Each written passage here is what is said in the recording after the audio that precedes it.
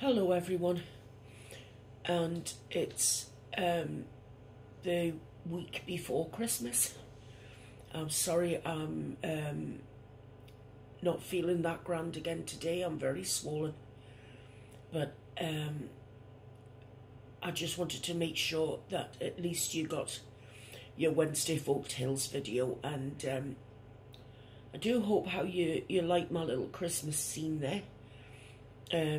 You know, that is only half the Christmas tree. It goes up to a point, but I couldn't get it all into the picture. And we've obviously got Rudolph and his friend there, and they're standing in the snow, and that's my take on snow, and that's the nearest I ever want to get to anything that looks like snow.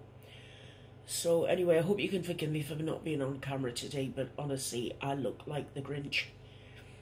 And it's just as well I'm reading the story, because I look exactly like the Grinch. So maybe that's probably just as well I'm in character. So I want to welcome one and welcome all. I hope you are all having the best December that you can so far. I hope that everybody's preparation for the festive season isn't too stressful, but when you get the chance to sit back and relax, put your feet up with a hot drink, and maybe you could listen to this story, and it might give you some Christmas spirit, you know. So with all that being said, I'm going to start reading How the Grinch Stole Christmas by Dr Seuss. And I really do hope you enjoy it.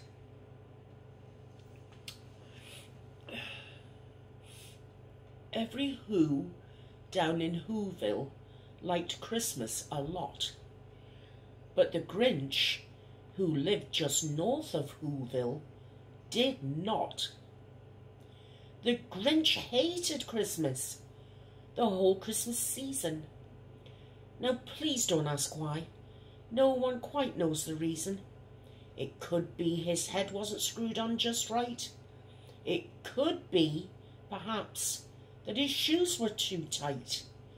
But I think that the most likely reason of all may have been that his heart was 2 sizes too small.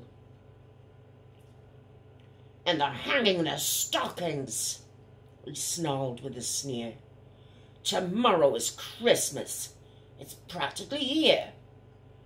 Then he growled, with his Grinch fingers nervously drumming. "I must find a way to stop Christmas from coming." For tomorrow, he knew. But whatever the reason, his heart or his shoes, he stood there on Christmas Eve, hating the Whos, staring down from his cave with a sour, Grinchy frown at the warm lighted windows below in their town. For he knew every Who down in Whoville beneath was busy now hanging a mistletoe wreath. The Who girls and boys, awake bright and early, they'd rush for their toys. Oh, the noise, oh, the noise, oh, the noise, noise, noise, noise. The thing he hated. The noise, noise, noise, noise.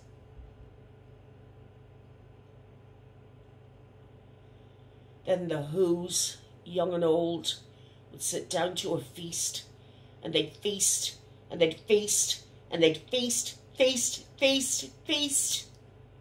They would feast on Who pudding and rare Who roast beast, which was something the Grinch couldn't stand in the least. And then they'd do something he'd like least of all. Every Who down in Whoville, the tall and the small, would stand close together with Christmas bells ringing. And they'd stand hand in hand, and the Whos would start singing. And they'd sing, and they'd sing, and they'd sing, sing, sing, sing. And the more the Grinch thought of this Who Christmas sing, the more the Grinch thought, "I must stop this whole thing. Why, for 53 years I've put up with it now. I must stop this Christmas from coming." But how?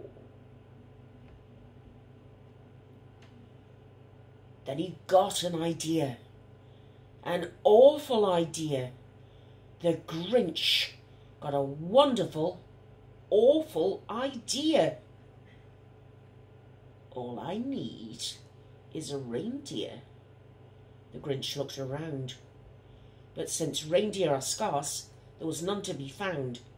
Did that stop the old Grinch? No, the Grinch simply said, if I can't find a reindeer, I'll make one instead. So he called his dog Max, and he took some red thread, and he tied a big horn on the top of his head.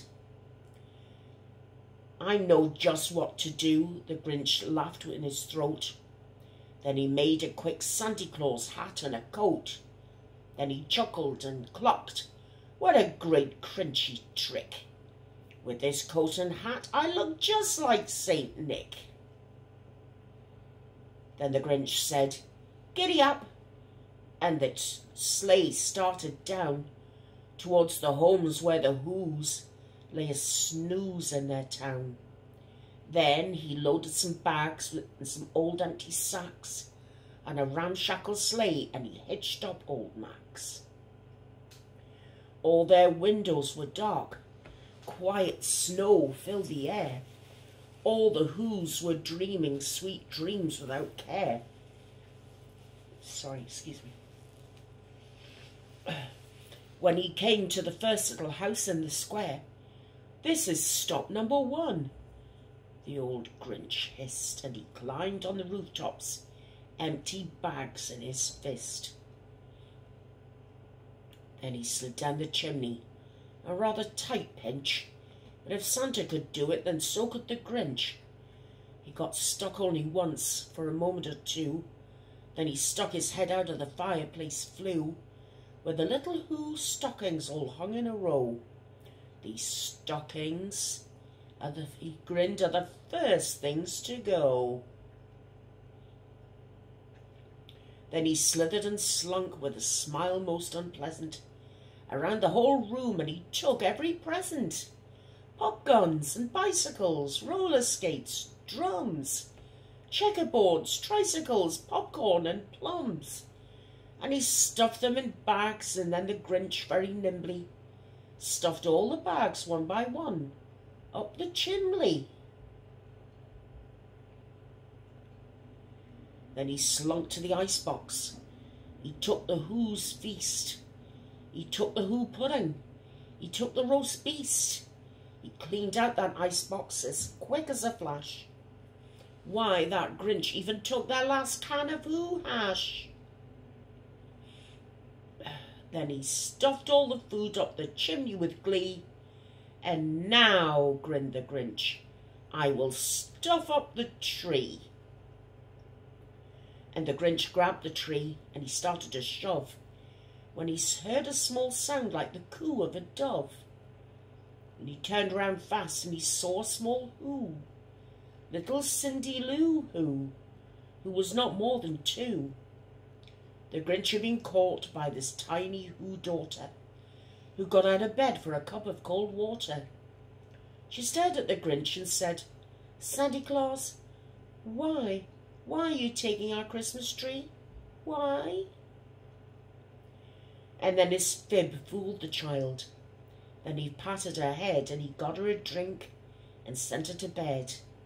And when Cindy Lou went to bed with her cup, he went to the chimney and stuffed the tree up. But you know, that old Grinch was so smart and so slick. He thought up a lie, and he thought it up quick. Why, my sweet little tot, the fake Santa Claus lied. There's a light on this tree that won't light on one side. So I'm taking it home to my workshop, my dear. I'll fix it up there, and then I'll bring it back here. Oh, I think I've read that bit. Sorry, this is just a director's aside. I could only manage to find this one PDF that was downloadable for me to read. And everything, it's like things are down one side and up the other. So where I've read his fib fooled the child, then we take that as coming after him being so smart and so slick. So anyway, he fooled the little girl, the nasty Grinch. Then the one speck of food that he left in the house was a crumb that was too small even for a mouse. Then the last thing he took was the log for their fire. Then he went up the chimney himself, the old liar. On their walls he left nothing but hooks and some wire. Then he did the same thing to the other Who's houses, leaving crumbs much too small for the other Who's mouses. It was 1:15 dawn, all the Who's still abed, all the Who's still a snooze, when he packed up his sled, packed it up with their presents, their ribbons, the wrappings, the tags, the tinsels, the trimmings, the trappings. 3,000 feet up the side of Mount Crumpet, he rode with his load to the tip-top to dump it. Pooh, pooh to the Who's, he was grinchiously humming. They're finding out now that no Christmas is coming. They're just waking up. I know just what they'll do. Their mouths will hang open a moment or two. Then the Who's down in Whoville will all cry, boo-hoo. That's a noise, grinned the Grinch, that I simply must hear. So he paused, and the Grinch put his hand to his ear, and he did hear a sound rising over the snow. It started in low, then it started to grow. But the sound wasn't sad. Why, the sound sounded merry. It couldn't be so, but it was merry, very. He stared down at Whoville. The Grinch popped his eyes. Then he shook. What he saw was a shocking surprise. He hadn't stopped Christmas from coming. It came. Somehow or other it came just the same. Every Who down in Whoville, the tall and the small, was singing without any presents at all. And the Grinch, with his Grinch feet ice cold in the snow, stood puzzling and puzzling. How could it be so? It came without ribbons, it came without tags, it came without packages, boxes and bags. And he puzzled 3 hours till his puzzler was sore. Then the Grinch thought of something he hadn't before. Maybe Christmas, he thought, doesn't come from a store. Maybe Christmas, perhaps, means a little bit more. And what happened then? Well, in Whoville they say that Grinch's small heart grew 3 sizes that day. And the minute his heart didn't feel quite so right and tight, he whizzed with his load through the bright morning light, and he brought back the toys and the food for the feast. And he himself, the Grinch, carved the roast beast.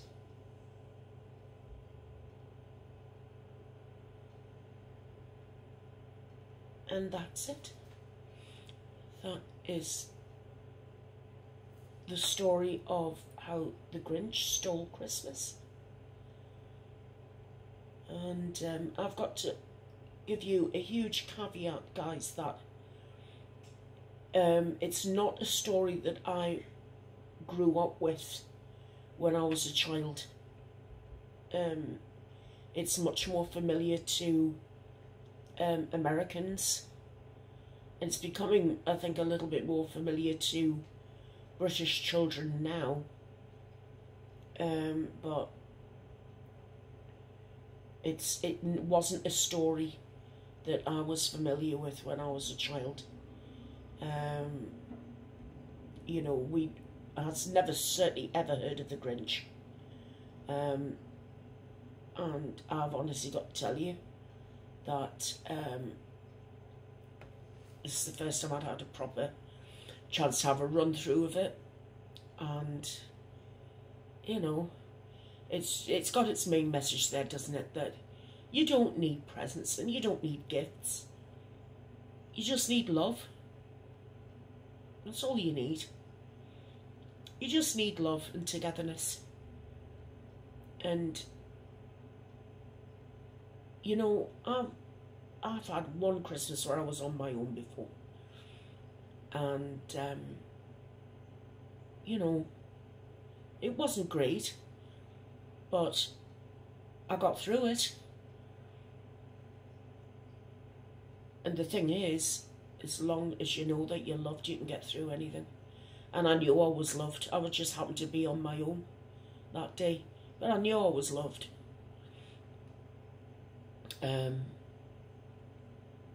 anyway, I do hope you enjoyed today's story, and I hope you enjoyed looking at the little reindeer and what have you, and the weirdy looking half tree thing, because it does reach a point, you know.